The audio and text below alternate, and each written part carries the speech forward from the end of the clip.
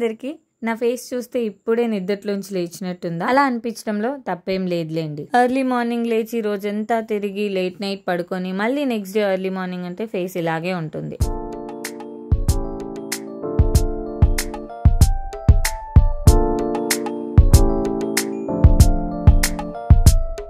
ఈ గడిచిన 4 days లో ఈ చలికి మా అవతారాలే మారిపోయాయి. చూడండి అసలు ఎలా తయారయ్యాము. ఈ రోజు బ్రేక్ఫాస్ట్ అయితే మేము బయట తిందామని అనుకున్నాం. అందుకే జస్ట్ రెడీ అయిపోయి బయటకు వచ్చేసాము. ఇక్కడ ఒక హోటల్ అయితే చాలా ఫేమస్ అంట. పర్టికులర్లీ టూరిస్టులు ఎవరైనా వస్తే ఈ హోటల్లో మాత్రం కంపల్సరీ తినాల్సిందే. ఇదైతే మాకు వచ్చిన టాప్. ఇది ఎంతవరకు నిజమో అక్కడికి వెళ్ళి తినేదాకా తెలియదు అనమాట. ఆ డ్రైవర్ అన్న 1 kilometer దూరంలో వెహికల్ పార్క్ చేసి ఇక్కడ నుంచి నడుచుకుంటూ వెళ్ళండి అని చెప్పేసి దారి చూపించారు. ఆ దారిని పట్టుకొని అలా నడుస్తున్నాం. నడవటం తక్కువ, చుట్టుపక్కల చూసేదంతా ఎక్కువ. ఎట్టకేలకి గమ్యానికి అయితే చేరాము. కృష్ణ వైష్ణవ్ భోజనాలయ. హోటల్ నేమ్ ఏంటో మన తెలుగు వారిదే ఉంది. ఇక్కడ వరకు వచ్చాక ఇంకా లేట్ అయినా మనకు కావాల్సింది తిండి.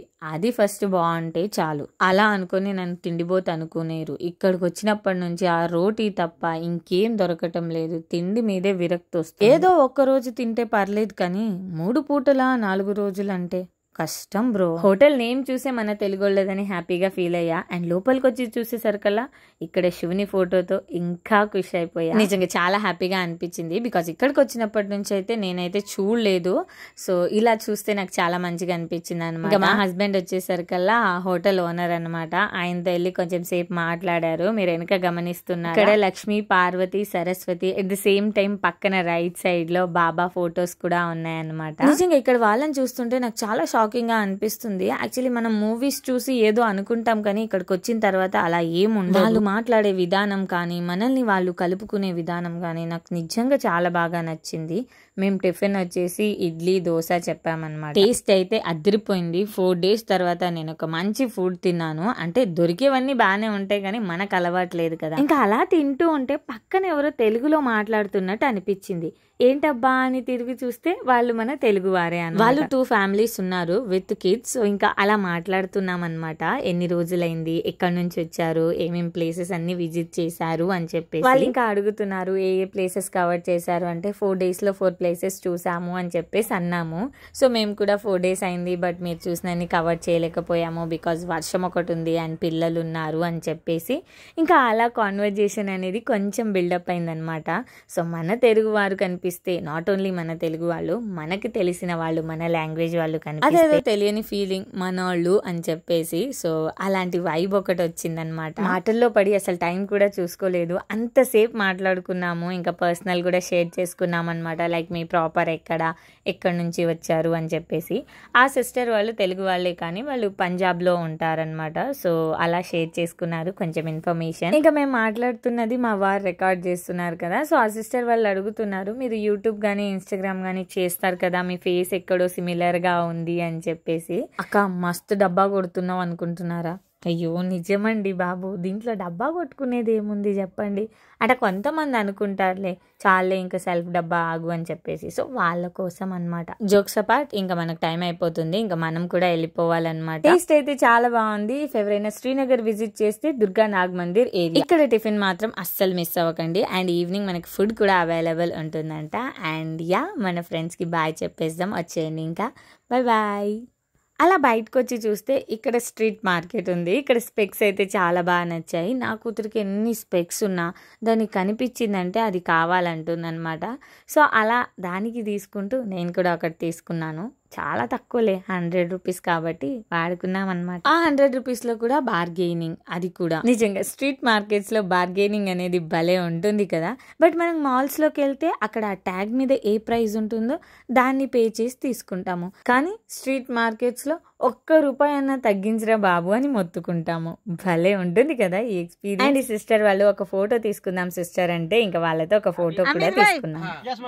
अभी कहाँ जा रहे हैं भाई? अभी हम लोग जा रहे हैं दूध बदरी। क्या दूध मिलेगा वहाँ पे?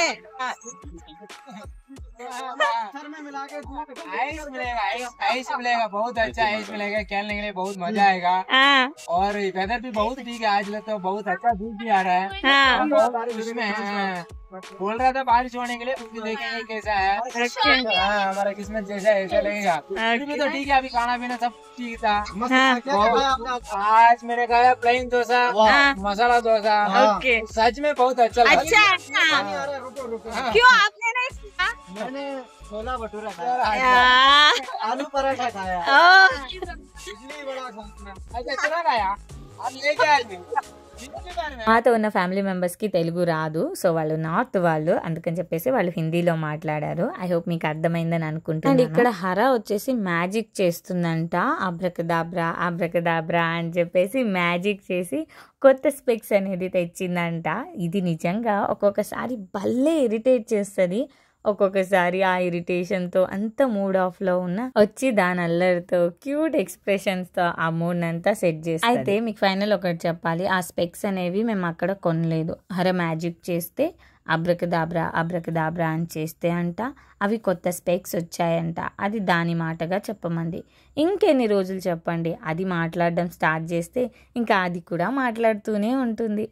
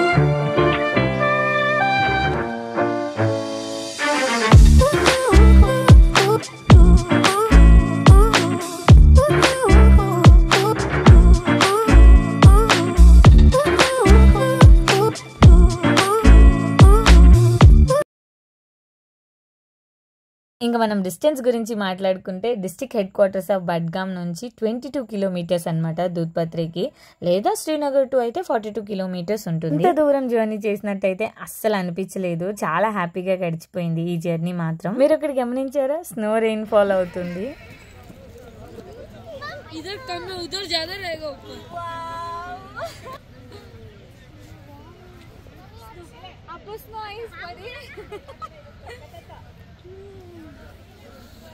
ఇప్పుడే స్నో ఐస్ పడింది ఫ్రెండ్స్, బట్ మళ్ళీ వర్షం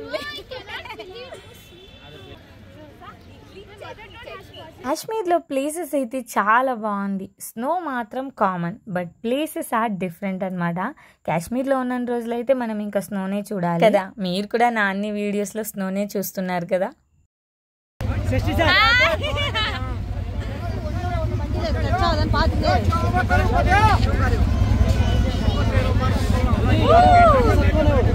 ఇక్కడ నుంచి ఇంకా మనం లోపలికి వెళ్ళాలి. ఇంకా మనం లోపలికి వెళ్ళాలంటే ఈదర్ హార్స్ రైడింగ్ వెళ్ళాలా, లేదంటే ఈ వెహికల్ మీద వెళ్ళాలి. ఈచ్ పర్సన్ కి 1000 రూపీస్ డ్రాపింగ్ అండ్ పికపింగ్ అనమాట.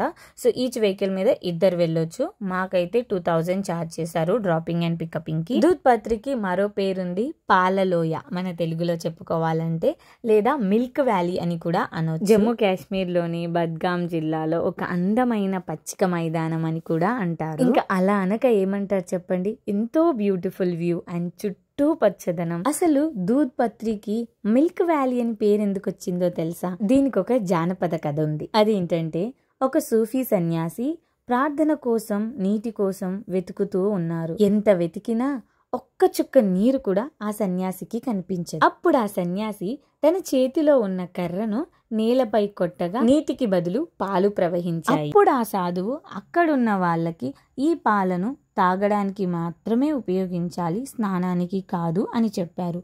ఆ మాట విన్న వెంటనే ఆ పాలు నీరుగా మారిపోయాయి. సో జానపద కథ ప్రకారం మాత్రం ఈ ప్లేస్ కి మిల్క్ వ్యాలీ అని పేరు వచ్చిందనమాట. ఇంకా మేమైతే లోపలికి వచ్చేసాము. అదేదో ఫ్రీజర్ లోకి ఎంటర్ అయిపోయినట్టే ఉందన్నమాట. అక్కడికి రాగానే ఇంకా వేడి వేడిగా మొక్కజొన్న కంకులు అమ్ముతుంటే తిన్నాము. ఒక మొక్కజొన్న 50 రూపీస్ అంట. ఇంతవరకు బానే ఉంది, మేనేజ్ చేసుకోగలిగాను చలిని మాత్రం. గడిచిన 3 days లో అయితే కాశ్మీరీ డ్రెస్ అయితే నేను ట్రై చేయలేదు. బట్ ఇదే లాస్ట్ ప్లేస్, ఇక్కడ మాత్రం ఇంకా కంపల్సరీ ట్రై చేయాలని అనుకున్నాను. సో ఇంకా అదైతే ఫుల్ఫిల్ అయిపోయింది అనమాట. ఇక్కడ డ్రెస్సెస్ అనేది ఫిట్టింగ్ గా లేవు, అంటే పర్ఫెక్ట్ ఫిట్ లేదనమాట. బికాజ్ అక్కడ డ్రెస్సెస్ లూజ్ గానే ఉంటాయి అనమాట. సో నాకు అదొకటి అనిపించింది. అండ్ నెక్ పీస్ పెట్టారు, తల మీద అదేదో పెట్టారు. అంటే మేం బంజారాస్, మా దగ్గర కూడా ఇలా వెయిట్ చేస్తారనమాట. సో అంటే తల మీద అలా వెయిట్ చేస్తారు. సో నేనైతే మా లాంగ్వేజ్ డ్రెస్ ఎప్పుడూ వేసుకోలేదు. అచ్చం కాశ్మీరీ వాళ్ళ గెటప్, ఆ ఫీల్, ఆ వైబ్ అనేది వచ్చింది. ఇంకా నేను ఒక్కదాన్నే వేసుకుంటే ఎలా, మా ఫ్యామిలీ మొత్తం వేసుకొని ఒక ఫ్యామిలీ పిక్ అయితే ఉంటుంది కదా. హవెవర్ హరకి కూడా ఉందన్నమాట ఆ డ్రెస్ అనేది. బుల్లి క్యూట్ గా బుజ్జి బుజ్జిగా ఉంది. ఇది జస్ట్ ఎంట్రన్స్ మాత్రమే. ఇక్కడ నుంచే నాకైతే కాల్ ఫ్రీజ్ అయిపోతుంది. హర మాత్రం పర్లేదు, బానే ఉంది. సో నాకు కాల్ ఫ్రీజ్ అవుతున్నా, అది బానే ఉంది కదా అని చెప్పేసి ఒక ఫొటోస్ వీడియోస్ అనేది తీసుకున్నాము. సర్టెన్ పీరియడ్ వరకు అయితే ఇది బాగుంది. ఇంకా దాని తర్వాత నేనైతే ఏడవడం స్టార్ట్ చేసేసాను. హర అయితే మేనేజ్ చేసుకుంది, దాని ఫేస్ లో అయితే ఎలాంటి ఏడుపు లేదు. అది కూడా మంచిగా ఫొటోస్ వీడియోస్ కి కోఆపరేట్ చేసి తీసుకుంది. ఇంకా వీడియోస్ తర్వాత అది ఏడవడం స్టార్ట్ చేసేసింది. నేను కూడా మస్తు ఏడ్చాను. వీడియోస్ వద్దు ఏమొద్దు, మనం ఫస్ట్ వెళ్ళిపోదాం ఇక్కడ నుంచి అంటే, సరే జల్దీ వెళ్ళిపోదాం, ఫస్ట్ హెల్త్ ఇంపార్టెంట్ అని చెప్పేసి పాపం మా వారు కూడా అసలు ఏం చూడలే, మమ్మల్ని తీసుకొని వచ్చేసారు. ఇంకా లోపల వ్యూ చాలా బాగుండే, బట్ మేము వెళ్ళలేకపోయాము.